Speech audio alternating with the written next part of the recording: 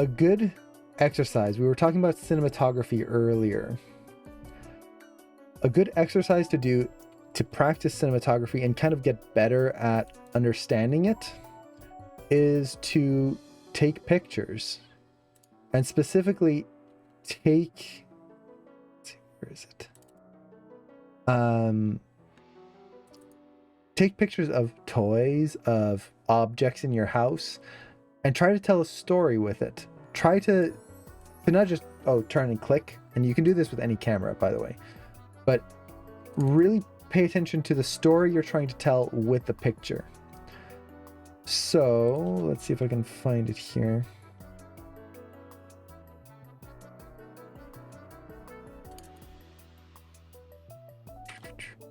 I need to organize my stuff one day.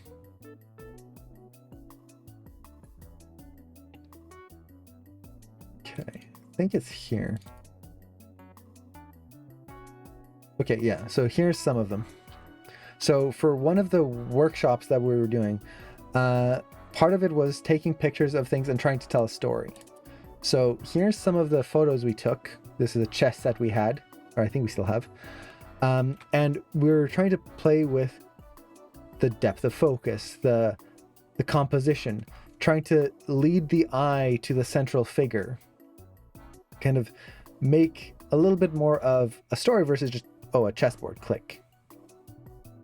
So this is a wonderful exercise. If you want to practice cinematography, do this. Just go out, take your phone, take some pictures, and see if you can tell a story with it, and try to come up with something specific. Now, depth of focus is going to be hard to do with a phone, but you can still kind of get away with similar things. So let's see, what else did we have? We had this one here, which was just kind of getting some of our D&D stuff out. This one didn't turn out too great, I find. It's kind of bland. Now, this is actually a good point. Critique yourself when you're doing this. So, why does this feel bland? What about this isn't interesting to look at compared to the other one, which at least to me feels more interesting? Well, part of it is there's no focus. We were talking about focus earlier in the stream, about how you can use light to bring our focus or a line of action, all of this stuff. There's nothing here that brings our focus to any specific point. There's no bright spot. Everything's kind of, or the majority of this is this very even beige color. The axe kind of frames up the shot, but it doesn't really bring our attention anywhere. If anything, is bring our attention over here and then over to the end here. The green in the background just oddly contrasts and doesn't add. There's no point of focus. Ideally, the focus should have been the dragon versus these characters here. That would have been a cool little mock-up right there. There should have been like a highlight, something that brings our eye there, and then making sure that everything else brings our eye into that section right in the center there. So if I was to critique that, that's one of the big things I would say. This was another one we had done.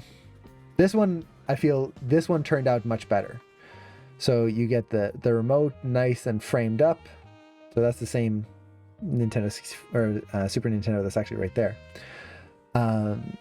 We've got much more interesting colors instead of just this random green in the background and whatnot.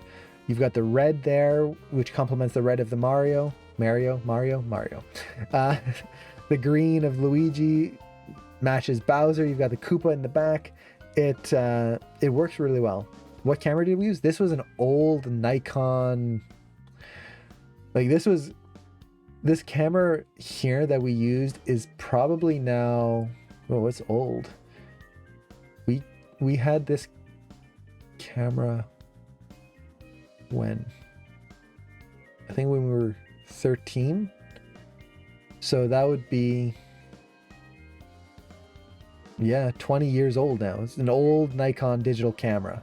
So you don't need a new camera. It can be an old camera and it still looks decent. Honestly, cameras, other than the megapixel count, you can do a lot. I've seen some beautiful artwork done like on a Game Boy camera, which is all just pixelated. Is a lot of it is the composition. That's what makes a film look good, or an animation or a photo. So this one, like I said, I feel stands out better, mostly because the bright spot is the controller and it brings our attention right to it. And then from there, our eyes can expand out. What else do we have? Well, here, this is the Bruce Lee photo. So you can really see the glint of the eye there. So that's the same Bruce Lee that I was showing earlier. So once again, it's the composition. This one I feel works pretty well, mostly because the white of the shirt brings our attention to him. And then the shine of the eye works really well too. Let's see, do modern phones not outperform the camera? Yes and no. Nothing, you could have a amazing phone, an amazing phone, but there's something that is always going to be just a little off. And that's the fact that there's no lens length. Like, look how thick the camera is. There's no thickness here. A camera lens is wide, it's long, and you can get a longer lens or a shorter lens to affect the dimension of the image. There's a reason why, even with all the advances of technology in phones, on a movie set, you don't see photographers and like the cameramen just walking around with a phone. It's all these big cameras with big lenses. It creates a different feeling to the image. Now, the quality of the image in terms of megapixels or pixels on screen, yes, that definitely changes. But it's the same reason why film cameras are still just as good as like new cameras, is because of the lenses, of the way they take a picture. So it's just different. Is it better? No. Is it worse? No. It's just different. So with this picture, I feel it works a little bit better. The focus kind of brings our eye into the hand, which I really like. This took a lot of time of trying to position every little element. Yeah, I feel this one worked pretty well. Let's see, what else do I have here? This one I like. This one turned out pretty well. I like how the lines lead up to the paper. I really like how you get a little variation in the piano. And overall, I feel like there's a good composition in it. Is it perfect? No.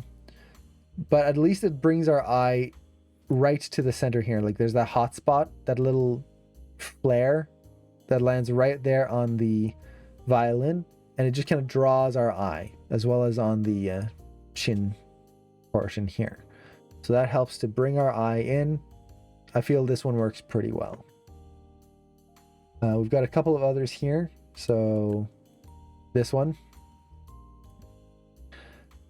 I feel works pretty well too. It feels like it tells a story, which I like. Can I play both instruments? I can play the piano. I wanted to learn to play the violin, but never had time. We got a family member gave us the violin. They just didn't play it anymore, and kind of they were going to throw it out and went, hey, no, we'll take it. And I was starting to learn it until we started Animation Mentor. So yeah, after that, didn't have time. Yeah, so exactly. This I feel kind of gives a little bit of a warm feeling to the scene. It feels like a story. And this was kind of one of the things we wanted with this, was to tell a story. And specifically kind of a story of our grandmother. These are our grandmother's books. She loved murder mysteries, Agatha Christie, all of that stuff. That was her thing. And we wanted to create the feeling of like just stopped reading and put the glasses down just to take a little bit of a break. And I feel it was semi-successful. A few things I would try to improve on is like the little tassel down here. You can't really see it because it's behind my camera right there. I feel like that's kind of leading our eye in a weird spot. I also not a huge fan of the negative space in the shadow right here.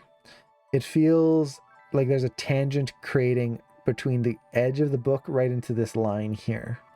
So I would probably try to break that up a bit, move the lights slightly, or move the book down here, just rotate it a little bit. Yeah, the shadows are a little leading. It's like this one here and then here. There's something about it that's pointing us into this corner, which I'm not a fan of. The rest of it I'm pretty happy with. And I like how you can just read a few words here and then it's all faded out there. That's really cool. I love depth of field when used well. It's so cool. And then let's see. And actually I don't have that big of a family. It's really just my parents, aunt, uncle, grandmother. That's about it for most of it. So this was another photo where it's just like trying to create a composition. And this one, not as successful as the last one. One of the big reasons is it's hard to focus on anything right here. Like the phone is kind of the focus, but the problem is you've got a photograph. And the photograph, because it's a face and there's eyes, automatically makes us want to look there. And because the phone is the focus, we're fighting it. To make this work better, that photograph should have been a little bit out of focus or in shadow so that the phone stands out more. Right now, the photograph is about the same general lightness as the background and kind of this paper here, or sorry, this doily. The other thing is this little notebook. Again, is that tassel is pointing right into the corner of the screen, which breaks that composition and makes it look like our eyes being dragged down into that corner. It's like, ooh, what's that? And we're going out into the corner there. So that should have been turned around or that thing just hidden. What else? The corner of the frame here is going right into the corner of the picture. That should have been adjusted probably a little bit more screen left. The background should have been darker to make everything else stand out. Not too dark so that the phone doesn't stand out, but so that the photo doesn't kind of even out. So, yeah. Overall, I think it works decently, but not the best. And just a fun little fact, this is a photo of our grandmother. She worked for the telephone service here in Manitoba. So this is actually a phone from like the government office, like the MTS office, the Manitoba telephone service that she had at work. So this is an old phone that our grandmother used to have and work with. So let's see.